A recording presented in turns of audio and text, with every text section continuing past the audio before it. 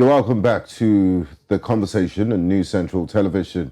And we're still discussing the return of the Nigerian citizens, second batch that were evacuated by the federal government from Sudan. And before we join our chief correspondent in Abuja, Ahmadin Uyi, for that discussion, just noted a few things from our conversation with the young ladies and the gentleman, Mohammed Abdurrahman.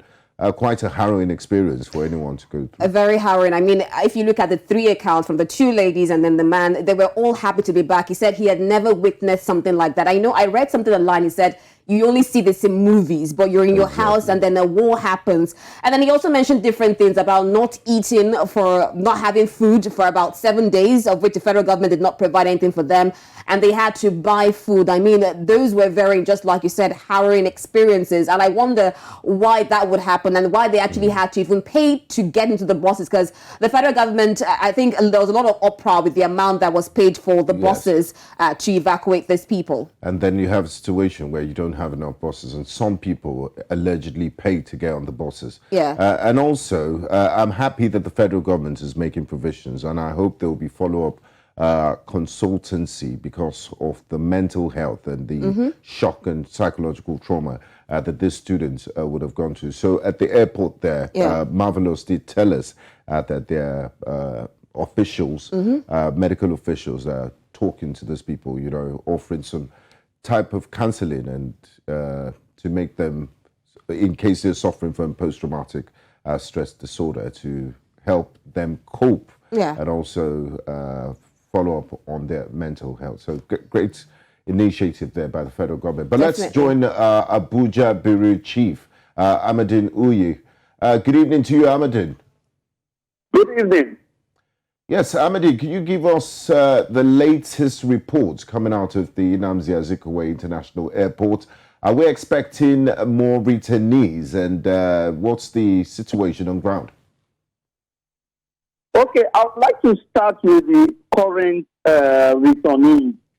The information we have is that they arrived via a Taco Aviation airline at exactly 3:17 p.m.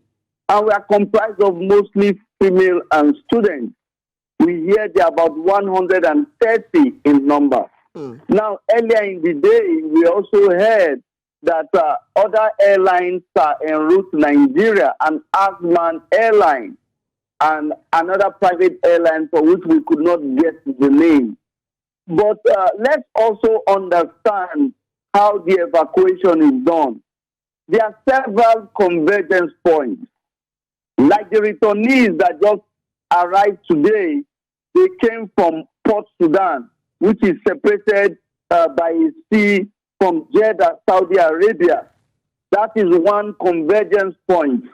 Then we also have the Khartoum border, which is in between Wadi Darfur and Aswan in Egypt, where we have the Aswan International Airport. That was where the first batch of returnees, sometime 2 days ago, arrived almost midnight. Then also there's another convergence point, which is supposed to be the Nigeria-Ethiopian border. But the information we hear is that there's not been much problem at that convergence point, that the Ethiopian officials are allowing Nigerians passage into Ethiopia. We first heard sometime last week that they were separating Nigerians. We could not confirm it, but before we knew, we got alternating reports saying that they are allowing Nigerians passage. So I've called about 3 convergence points. Now, where there was a bit of problem was the convergence point, the Khartoum border, which is between Sudan and Egypt, because the Egyptian immigration procedures is totally different from that which we are used to in West Africa. And also another problem that Nigerian officials identified is that Sudan does not operate the same kind of monetary system we have. So it's almost impossible to send money from Nigeria into Sudan. You have to send to an individual you know, who will now withdraw and use local contacts to disburse your money. That was where they had problem with the buses, because Nigerian government says that they were charged about $30,000 per buses. They thought they had made arrangement for 40 buses. They paid an advance sum of $400,000, but the bus companies calculated $400,000 to mean about 19 buses. So they provided only 19 buses and said that if Nigeria had to balance the rest before, I think about 19 buses, and so that Nigeria has to balance the rest before they release the other buses. Just like you talked about the harrowing experience our students had to go through because the buses were inadequate. So now you understand the convergence point. Now the problem is that because Sudan is the largest country in Africa by landmass, and so some of these locations from Khartoum is more than 8 hours. So you see, it's a problem getting all of them to one central convergence point. And then considering the fact that we have over 3 million Nigerians in Sudan, many of them are not even willing to come back because they were born in Sudan. They have only known Sudan all their lives. They only claim Nigeria by nationality. So that had also been another problem. But what the ministry told us was that they had sent an information to Nigerians living around the border town that if you know government has been unable to send any bus to where you are and you can find your way to the convergence point, they can take it up from there. All right, Nnamdi, you've told us about those convergence points and, this process of evacuation, and hopefully we're expecting more flights coming in today. And let's also look at those who came in on Monday, because we saw a situation where the Minister of Humanitarian Affairs and Disaster Management said each returnee would be given 100,000 naira. So let's look at them being reinstituted back in the society. Have they been handed over to the estates? What's the update on the first batch? Okay, first of all, I would like to make you know that several states are also involved in the evacuation. You have Kaduna State, you have Jigawa State, and you also have Borno State. Because some of these students were sent by their state on scholarship to study in Sudan. So for those who come in and are part of this state delegation, beyond what the federal government is giving them, their states take it off from the airport. We also hear that some of the states have even gone forward to send buses to the universities to get them to the airport. Kaduna has done so, Jigawa has done so, even Borno has done so. So some of the states are also involved in the evacuation. Now, what the federal government promised, just like you said, was that they will be giving 100,000 naira. They will be giving a SIM card for communication, and then with also phone credit so that they can call their loved ones. But there was no plan to keep them in any sort of camp because they were actually not, they were not criminals, or they had not committed any crime. They were just Nigerians who were affected by the conflict. So it was believed that many of them would have parents waiting for them at the airport to take them back to their various locations.